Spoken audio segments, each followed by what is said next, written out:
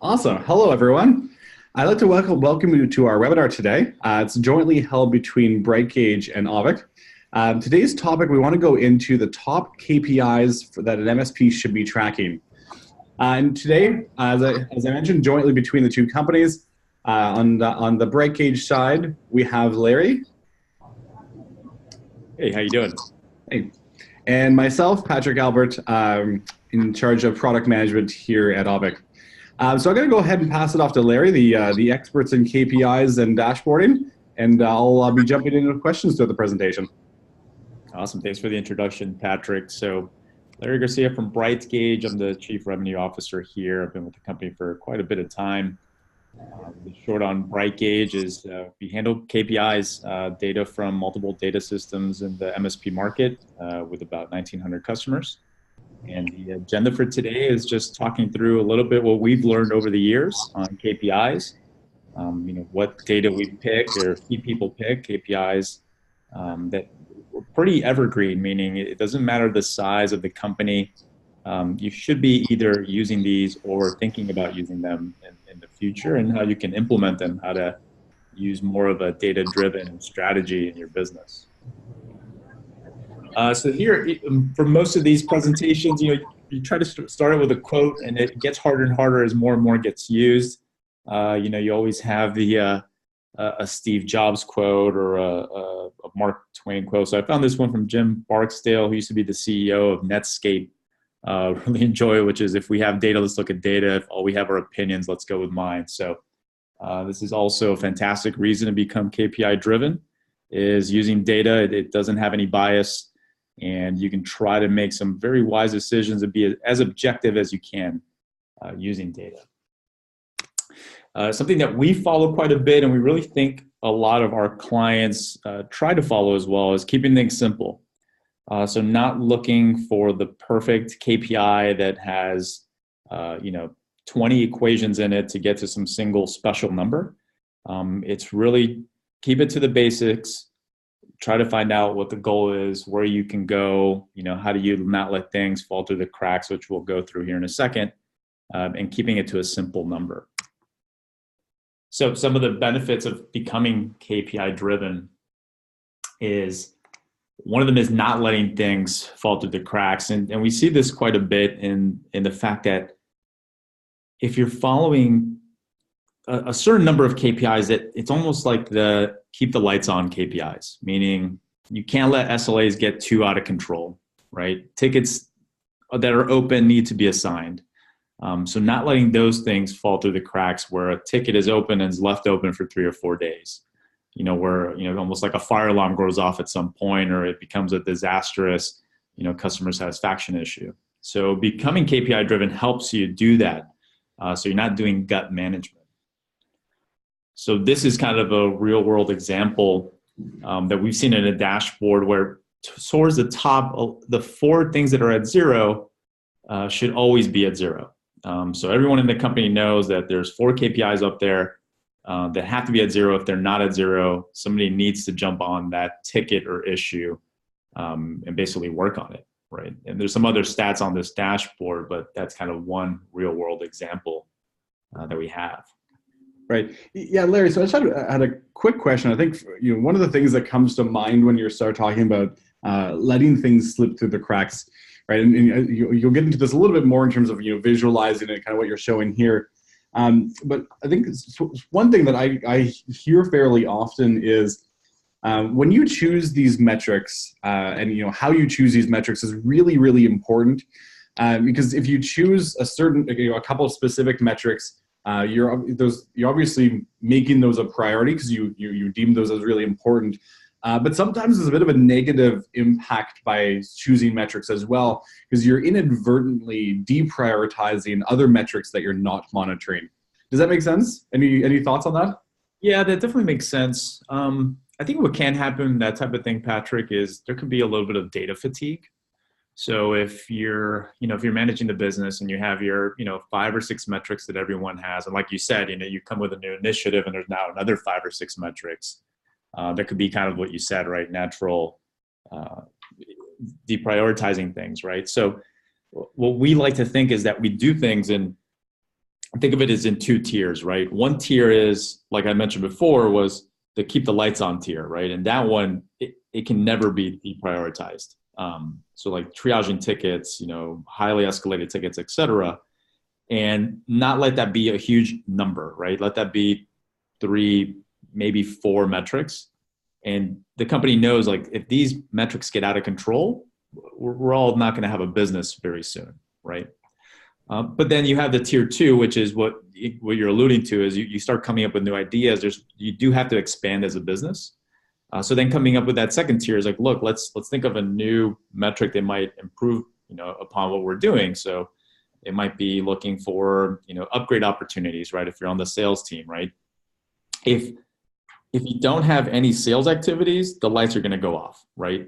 But if upgrade opportunities is something you focused on for a quarter and it went down a little bit, you'd still be fine. But that, again, would fall into that second tier. And that's how we think about that and trying to avoid deprioritizing that thing. But that's a great question, Patrick. Okay, so I guess maybe just to maybe add a thought there. So like if you were to look at customer metrics as a whole, landing brand new customers, new customer acquisition, kind of expanding into your existing customers and kind of retaining your existing customers. I think are you saying that if you had metrics that are in addition to some very more specific ones, if you had kind of more bigger, broader corporate metrics, like fairly high level like that, that would kind of help kind of keep those in check. Does that make sense?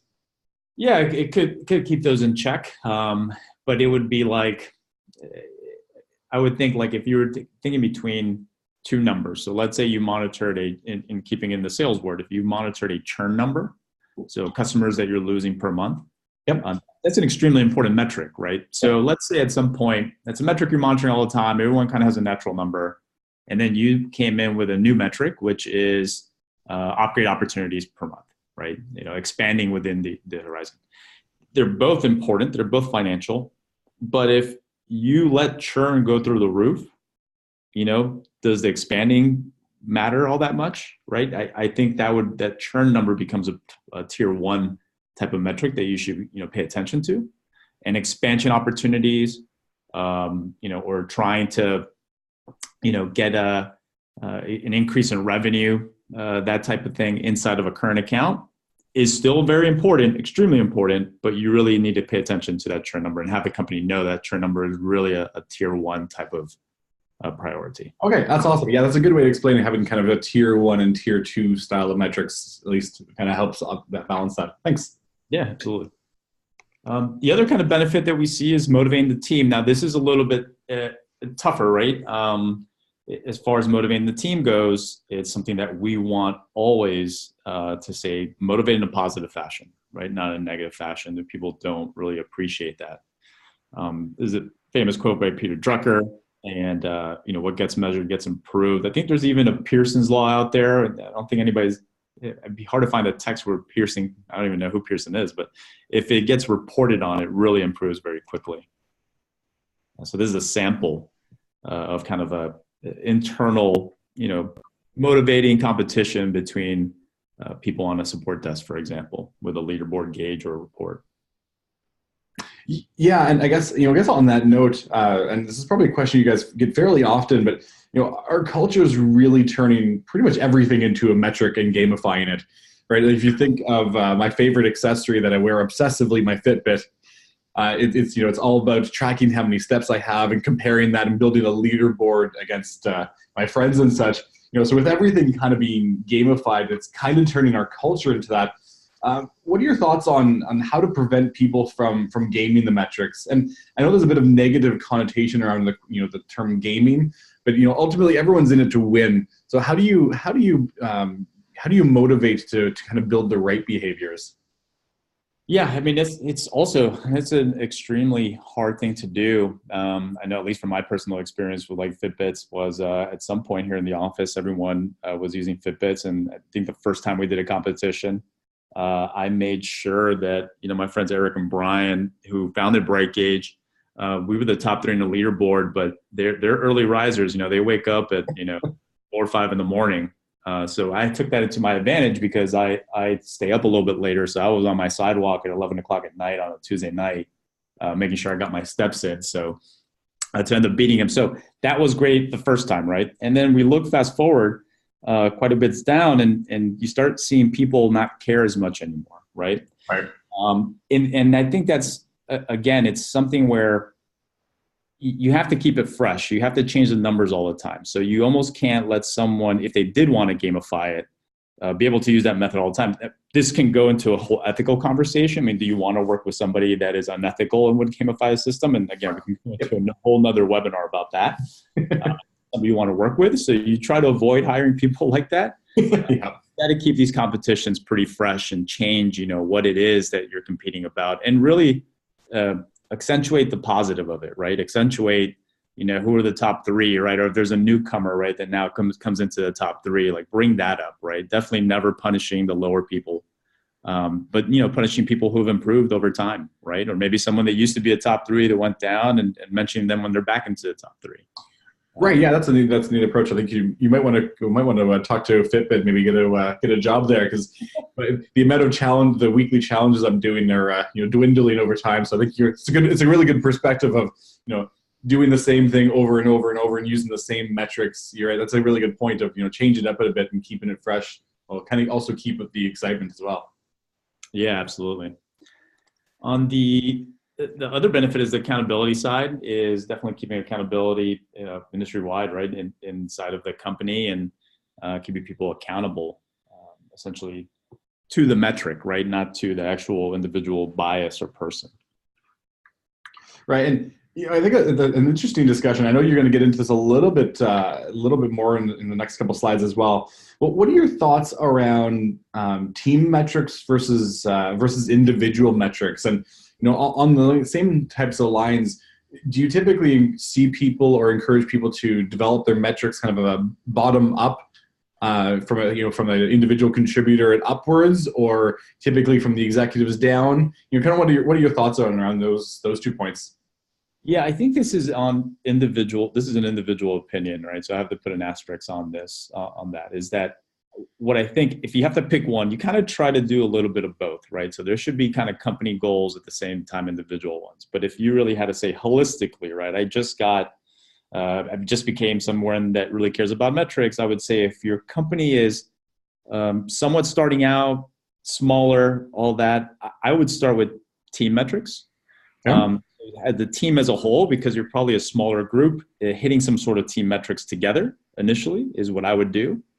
And I think if you're a more mature company, then you probably have, multiple employees or been around for a long time, you have your engine, right? So all you're doing is doing individual metrics because you're just looking for improvements here and here in the components, right? So I would say more mature company, been around longer, not necessarily bigger, but been around longer, and you kind of know what you want or your market, individual metrics.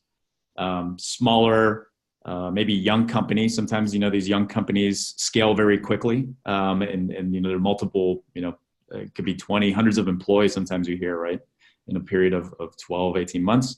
I would say team metrics is the way I would go. But again, that's personal opinion. I'm sure people would debate me on that. And I would say a little bit of both is probably the best way. Yeah, and something that I've definitely seen, kind of think both you and I definitely have been on site to a bunch of MSPs. Something I've also seen that work really, really well is having the big TVs around the office, typically displaying the team metrics or kind of the rolled up metrics or your tier 1 metrics, and then potentially having the individuals have their own customized dashboards around their specific metrics that they keep an eye on, potentially with their team leader manager. Yeah, absolutely. It's fantastic to have that kind of global view somewhere in a common area, but then also having your, what's really important to you on your individual day. I think. Yeah, absolutely. Important. So, yeah, and in that effect, I mean, that kind of rolls into this. So, like, for us, the accountability side is on the dashboard side, tends to be used more globally than individually, even though you could make individual dashboards for people. And again, that could be in a product like BrightGauge, but it can be individually on something you build yourself. But for us, it's been helpful into kind of our goals metrics, which are just taking KPIs and setting a goal to it, right, over a period of time. And we typically try to limit to a quarter. So something like that is, I think, very important for accountability. We definitely think anybody at the company, top down, should have some sort of goal. doesn't matter if it's the CEO or it's the janitor. It's a goal should be applied to everyone. This is just an example of how we use it. I know some people probably on this call follow Traction or Rockefeller Habits or things like that, and you can track these on yourself in Excel, for example. But definitely having some sort of goal, keeping it quarterly, refreshing it every quarter, I think is extremely helpful to any organization that's trying to become more data-driven. So a couple of the samples that we have, and just, we work with a ton of MSPs. We're founded from a former MSP, so these are metrics that are really important to us, and we really think that it's important that you have some sort of basis, and these are the 20 we suggest. But on the service team side, and kind of these next 20 or so are broken up by different departments of the company. The service team side, tickets per endpoint, we find very useful, just because it lets you somewhat normalize the data between your larger and smaller clients. No one really has locked down the, I only deal with 100 endpoints and no more, no less. So this helps out with that quite a bit, which customers are noisy or not noisy enough. SLA missed, very important. It actually kind of ties into customer satisfaction. So, missing a lot of SLAs probably lowers customer satisfaction. So two things that, kind of a leading and a trailing indicator for both of these. We find these, again, very, very important. They're kind of if you were doing three, these were the three you would do. Then as well on utilization, right? So making sure that the team is improving a number on, hours put in, tickets closed, those type of things that, work is getting done, activities are being done. Getting rid of backlog. That's also, again, maybe ties a little bit into customer satisfaction in that, if you're getting through backlogs, you're not letting things kind of fall through the cracks. Tickets that are taking really longer than they should will definitely keep the customer very happy. This kill rate one, it's just kind of an open versus closed for the day type of number. It's something where it's just thinking through today for your day in business. Are you falling behind? Or are you catching up, right? Do you need to allocate more resources to something because you have a huge backlog? Or, we're having a fantastic day. It might be a day that like, hey, let's all, head out to dinner early together or something like that. So something I think very important on the service team side. So this is just some sample ones here. So issue backlogs, some utilization numbers. Today, not tomorrow. Probably a better nomenclature than kill rate. Tickets result today. It's always good to get a good pulse. We have that used quite a bit in daily morning reports, going over the business yesterday. And then billable hours, or it could be agreement hours, depending on how you work out your financial system. But again, very important to make sure that things that can be billed are being billed daily. This is kind of going back to that leaderboard one that we saw before, but aggregating kind of a number of these metrics together in one place and putting it somewhere where it's very visible to everyone. And then this would be a little bit of a global view on the CSAT type items. So something where you can have some CSAT information for the whole company at large, right? Not maybe an individual, but you could, again, filter it to individuals. But just how many people are happy with the company in this case, 417 positive reactions, some neutrals, and then some negatives. If your company is doing projects, which everyone I think ends up backing into projects sometimes at the very least. Some people are more project oriented, but how much billable project hours are being done for projects going through, and then keeping an eye out for projects that essentially have a leak in them, right, that are going over budget. We find that extremely, extremely important to keep an eye on, because definitely, budgeting, I don't know how it is in Canada, but at least here in Miami, with projects or construction projects, they always go over budget. So definitely trying to... Not just us. All right, that's awesome. Okay. So yeah, it's something definitely to keep an eye out on. So this is just a sample report here with billable project hours, and then also some of the outstanding balances for projects.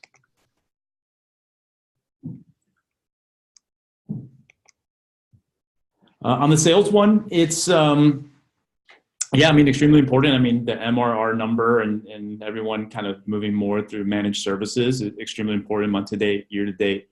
A little bit of the lifeblood of the business is trying to get more recurring revenue. Pipeline is something we monitor, quite a bit ourselves. We think a new business should, and that will definitely give you kind of a pulse of what you can expect going forward and resources that are needed. In addition, sales activities, right? So what is getting done? I mean, it's a sort of causation, right? There's more sales activities, there's more deals that are open, more will be closed, and that way the business is kind of thriving and keeping employees happy. On the finance side, cash in the bank, we see quite a bit. Controlling past due receivables, also very, very extremely important. So things to definitely keep eye on. In the finance world, as you can look at any sort of financial statement, essentially, I mean, you can come up with a ton of, quick ratios and, all these numbers and acronyms, but, cash in the bank, keeping receivables down are extremely important. This is just one that we have sort of on a goal, right? Checking in week by week where we're at with, cash in bank or past due receivables. CEI, so if anyone's ever interested, you can probably just Google or bang CEI BrightGauge. And we have a formula there for a client efficiency index. It's just a way to normalize gross margin. So you can let the team know, which customers are doing well in gross margin or doing poorly. And this is actually somewhat of a funny number, is that with the CI index, you normalize it to 100%, but it's funny that it can drop off, meaning if it gets a lot higher than 100%, it's actually a risk too, meaning if you're getting way too much gross margin, it's very easy for someone to come in and probably take business from you, right? Saying they can do something at half the price, for example. So we kind of find that one, at least from the MSP, that we were born from, the CI was extremely important for us. EBITDA, again, standard, 101 finance class in university, is making sure that your EBITDA is steadily climbing over a period of time. And here's an example here of that CEI of where it's at. Again, it's normalized. I think the goal is to get to 60%, and then you normalize plus 0.4 or 40%. You want to get to 1. 1 is very good. Anything much higher, way higher. If you start getting to the 1.5s, 1.7s, then you're probably getting way too much margin, and that's kind of a risk. But then again, if you're a lot lower, you're in the 0.6 world, 0.7, it's something that you want to figure out how to get higher. And the quick on CEI is basically total revenue minus the direct cost, for buying licenses, AV, et cetera, and then minus labor costs, and then dividing it back by the total revenue, and that's how you get a CEI number.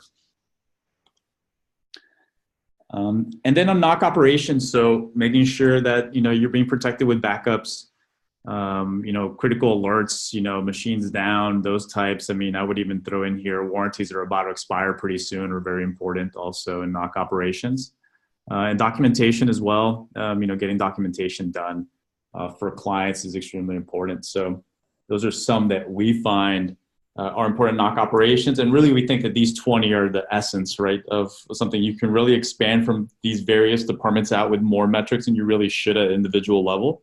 But as a company, I think these 20 are very strong. And we definitely actually have a couple more that we think are very, very important as well. Yeah, and this is I saw your slides ahead of time, and I kind of got jealous of your top 20. Yeah, no, these are extremely important. So I wanted to add a couple more in here.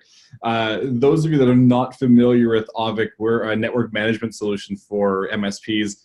So I wanted to add a bit of a bonus list for network engineers out there, because more often than not, unfortunately, the network group and kind of the network-related metrics kind of get lumped into the NOC-related metrics. And I think from my perspective, firmly believe that with everything moving to the cloud and everyone's reliance on the internet to perform sales transactions to pretty much everything, the network is critical. So I wanted to just jump in and add a couple more to your list here. Yeah. The first one I wanted to talk about was interface utilization issues opened, and what that specifically means is looking at all of your network equipment and whether or not there is a specific port or interface that sees kind of a jump in utilization, kind of past its peak amounts.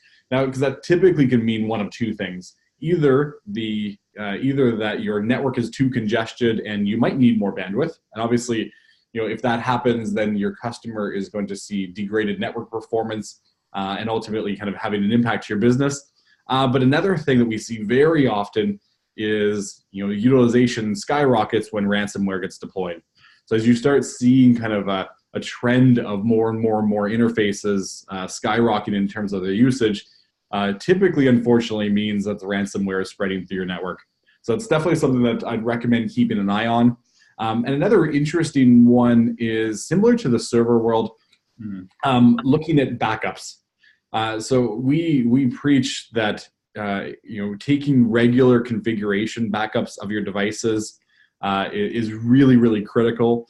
So if I kind of joke around, but very often someone goes in, makes a change to a network configuration, and very rarely does it actually have negative consequences right away. But 2 or 3 days later, someone in accounting might not be able to just kind of realize that they haven't used this tool in a bit, but it stops working. So you typically or sometimes don't see the effects for a couple of days. And by the time that's actually happened, if you don't have backups, you kind of walk around the office saying, hey, who changed the configuration of this device a couple of days ago? One guy lifts his hand up. He's like, I don't remember what I did though. So hopefully it's documented in tickets, but having configuration backups is really, really awesome for being able to revert changes to unforeseen effects that caused unforeseen effects, but also being able to quickly recover from hardware failures and that type of thing. And we also see this metric used in another interesting way, is looking at unaccounted for configuration changes. So, from Auvik's perspective, we take a look at the network configurations and we can let you know if a network configuration changes. And a lot of MSPs take that to heart and compare that against tickets. They're like, oh, wait, is this change something that was sanctioned or approved? I know a lot of MSPs are trying to get more and more into change management. And I think, obviously, it's a bigger struggle to implement change management everywhere. But this is definitely an easy place to start. So anyways, sorry, Larry, to jump in, but I had to sneak in a secret slide here. No, that's good. I mean, definitely. I mean, nowadays, especially with the security issue kind of everywhere, I mean, these are two extremely important things to have and know, right? That, like you said, in change management or definitely, I mean, ransomware, right? So I unfortunately already know a couple of business people in the past that, a good friend's parents that have a nice sized real estate agency in Northern Florida, and they've had to pay ransomware, unfortunately. So extremely, extremely important. Yeah, absolutely. And sorry, just to jump in again, I realized just now that at the very beginning of the presentation, I forgot to mention that this webinar will actually be recorded and we'll be sending it out. And if you have any questions, feel free to jump in. Larry and I, right now and also towards the end, we'll take any questions you guys have. All right, fantastic. Yeah, and we're kind of on the downslope here on the presentation, but as far as getting things implemented, keep it as simple as possible. Definitely initially, don't look for some sort of special KPI or that's going to solve every single problem at the business. Find out what is, and at least in terms in American MSPs, what's the blocking and tackling that needs to be done, day in, day out, and then start thinking strategically longer term.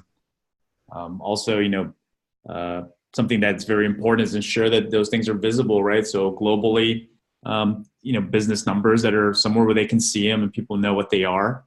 But then individually at the desk as well. But definitely appreciate everyone as far as being here on this presentation. And I know it's taken on from a part of your business day. Our contact information is here. And like Patrick said, I mean, we'll be sending out a recording and be more than happy to answer any questions if anyone has any. For us, at least for Select Offer, I mean, if someone is on the call that hasn't tried BrightGauge before, we'd love to have you on and try it out for a couple months. Do the implementation, do the one-on-one training, get you set up, and you can make a decision really, day 59 if it's something of interest.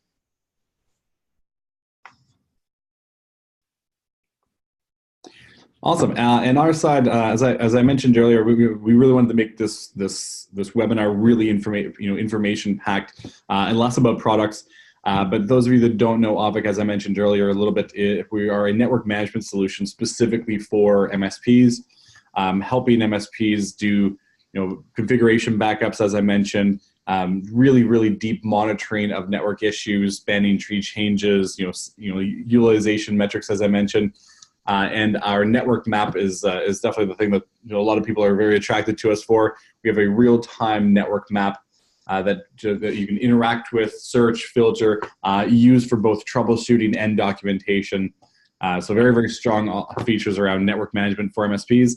And if you're interested, if you want to take a look at the product a little more, go ahead into that URL there, auvik.com/top KPIs, and we'll even give you a free Starbucks gift card for most of the cost of a coffee. For most of the cost of the coffee. Yeah, it's gone up a little bit. Yeah. Might have to up it to $7 pretty soon, I think. But yeah, absolutely.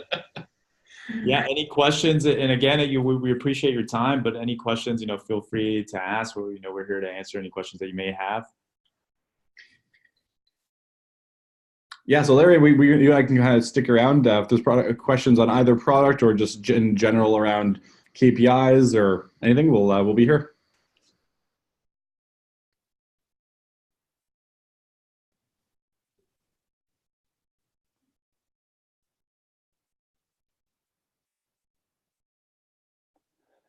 Yeah, it looks like no questions at this time. So we appreciate you taking time from your day, and a recording will be sent out to everyone. Patrick, thank you so much for hosting. Awesome.